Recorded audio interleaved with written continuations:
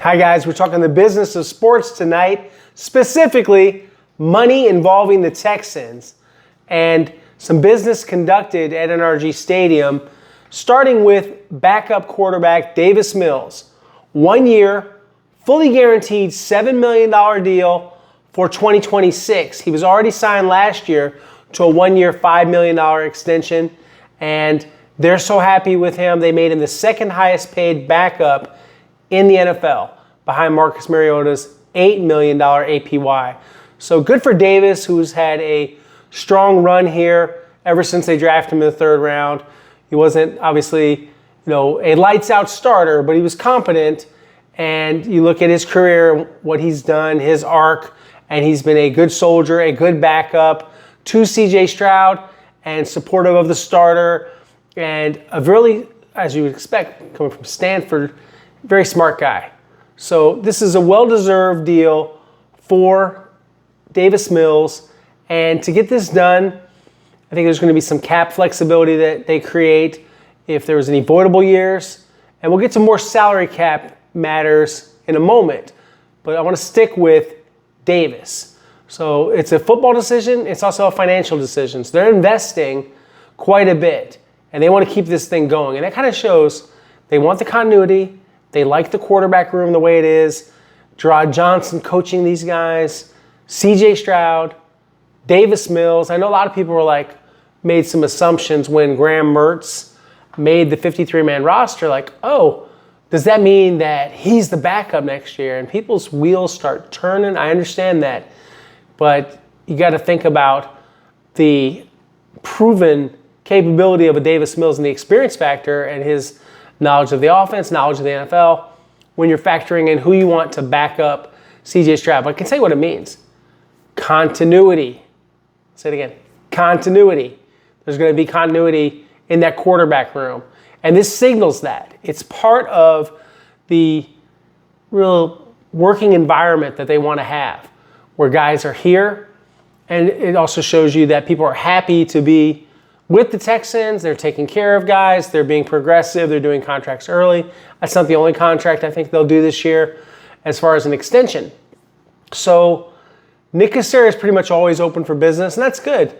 You want to have a progressive general manager that, kind of understands market trends and pays close attention and is agent friendly and player friendly. So they can get along with him. They can do business. And guess what's not happening? We're not having contract disputes. We're not having negotiating through the press. This was all done behind the scenes. I got a text that he's got a 1 year extension, and I get a call that it's worth $7 million, and I got a story, and as did others. All just a bunch of texting and calls, and then you know what's going down. That Davis Mills back for 2026. Good for Davis. Congratulations to Davis Mills, and the Mills, him and his wife, are expecting a baby, so good for them. And this will buy lots of diapers and more. It would fund college, maybe Stanford education. We'll see where Davis ever wants to send his firstborn one day. But congratulations, Davis. So good contract, well done by the Texans and by Davis's representatives. So the deal gets done. And this is not the only business that they've conducted. And I reported not that long after that they did some business with Dalton Schultz. And so I want to get into that a little bit now too, because we're going to talk about the salary cap situation in regards to the Texans. So what they've done here, they have restructured his $36 million contract for salary cap purposes. He'll make the same amount of money. This is a simple restructure where they converted the $11.508 million he was due, turned that into a signing bonus, pay him the minimum base salary, and prorate it over future years. Now, I haven't seen a copy of the deal, so I couldn't tell you the exact cap ramifications, but I can tell you this. They are, I'm told, now under the cap heading into the year. They have until Thursday to be in compliance. They did this last week, per sources. They got this done quietly. Again, like I said, kind of a hallmark of the way they're trying to do business. That this contract was already done and accomplished, and it's just, they have the mechanism in these to do these deals. So he's due $11 million in 2026 still, but this lowers the salary cap figure. Why do you need more salary cap space? One, NFL compliance. Two, having an emergency list so that you can conduct business. Guess what happens, guys, under the arithmetic and math of a player getting put on injury reserve, and unfortunately maybe his season being over, not being able to play for you again. He still gets paid unless you reach an injury settlement. And in most cases, you're stuck with that deal. Then you have to replace that deal with someone else. Maybe they're from the practice squad. Maybe they're a free agent. Maybe they're a backup. But somehow the money, it all compounds. So let's say you have a ton of guys going into reserve. You need an emergency fund. That's what teams I've covered have always kind of called it unofficially, the emergency fund. And you want to save cash, to be able to do these things. I should say cap, really, more so. And it's not the only one I think they're going to do, but they don't have to do them right now. But, typically with Nick Caserio and the way they've conducted business, they've done the restructures. If you remember a couple years ago, Eric Murray, Kaimi Fairbairn, all done in a real speedy fashion. And here's what I know and can report. Joe Mixon, who's on the non-football injury list, but still being paid, there's a distinction. They could choose not to pay, but they're going to pay is what I'm expecting. He's due $7 million.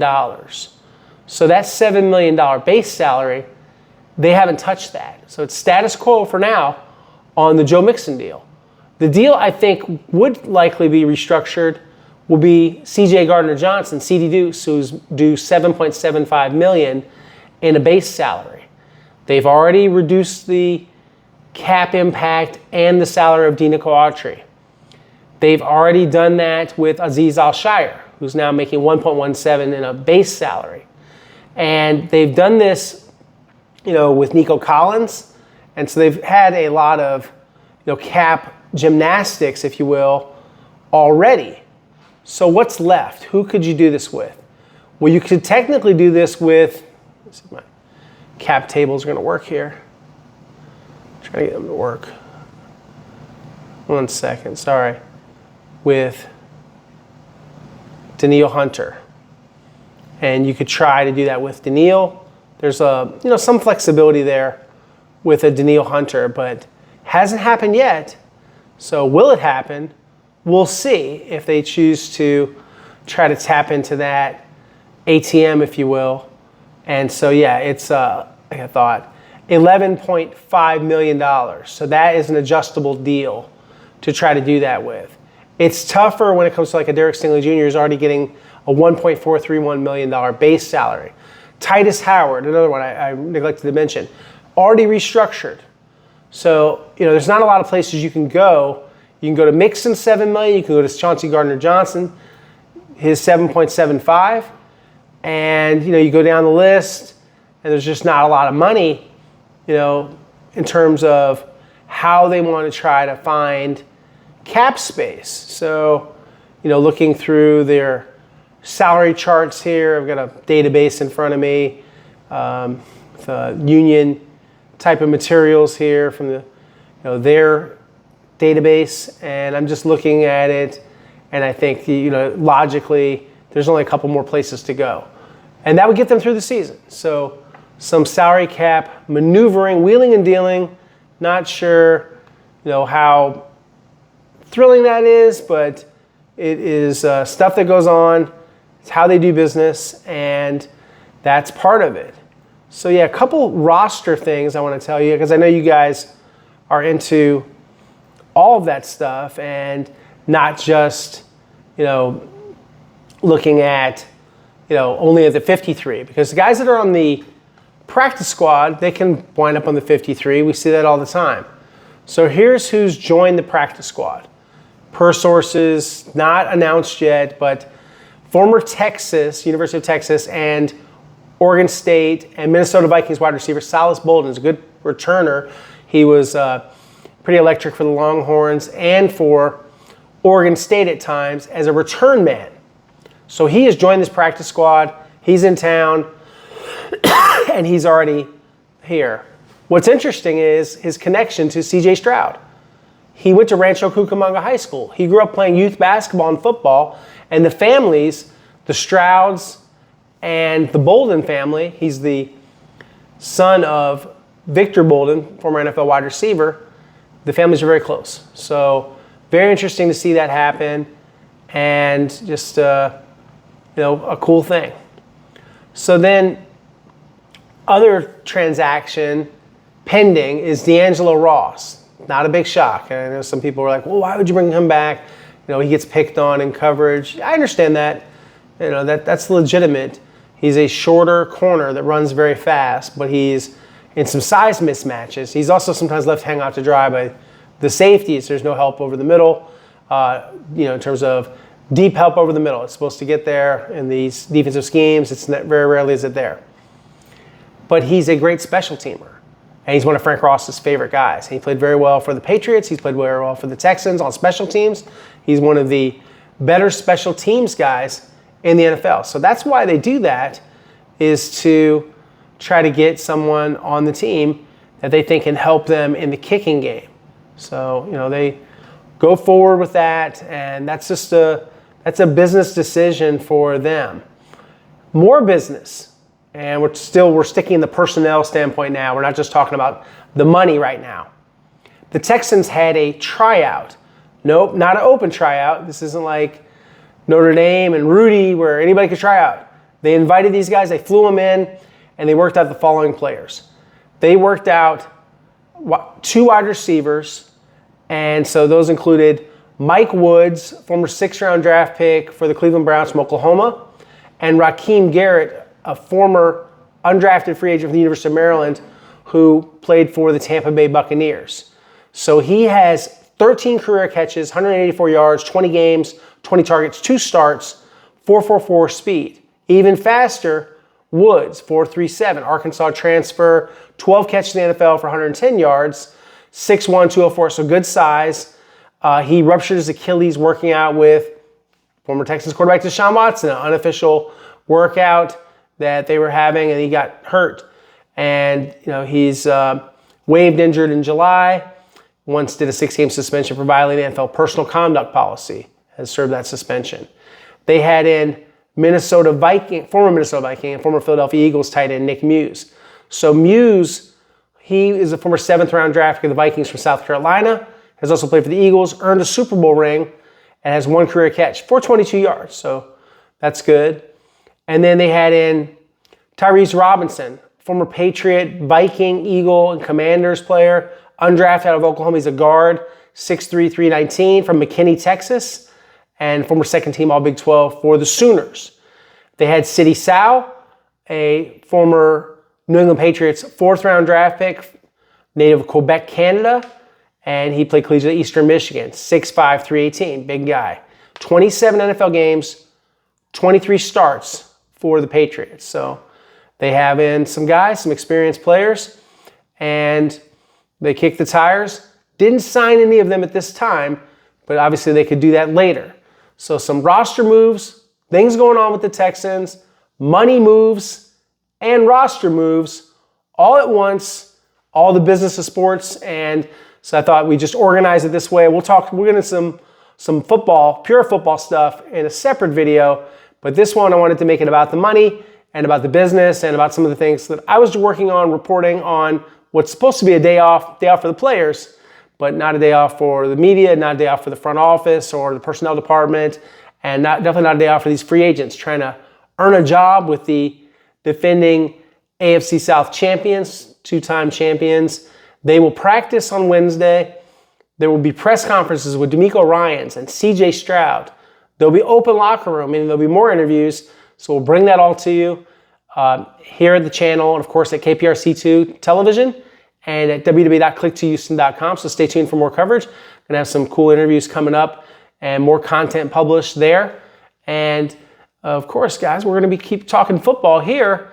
And then I'm gonna get on the plane. On Saturday morning, really early, go to SoFi, cover that game. Maybe I'll go to Beverly Hills and Rodeo Drive. I might go to this restaurant that Laramie Tunsil told me about that I've actually tried a couple of times, and I Really like Laramie's restaurant recommendation. You can fault Laramie for many things, false starts or whatever. You maybe made a lot of money, in your opinion, all that sort of stuff. The man had first-class style when it came to restaurants. I used to give him a couple restaurant recommendations too around Houston. Sometimes he'd follow them. Sometimes the guys would get a little free grub here and there from some of the cool general managers around here. A couple of the real familiar restaurants. But yeah, definitely excited for the trip to Cali. Can't wait to go back to Cali. Haven't been there in a while. So I'm excited to make this trip and to cover this opening game for KPRC and of course for you guys. And I'm on Twitter and X at @AaronWilson_NFL. Instagram, AaronWilson7128. Please watch, like, subscribe. Guys, really appreciate all the support here and you guys tuning in and the comments, and it means a lot to me. And can't wait to continue this conversation, and this is all year round. So I'm in for a penny, in for a pound when it comes to YouTube and being a creator here. So guys, thank you so much. Talk soon.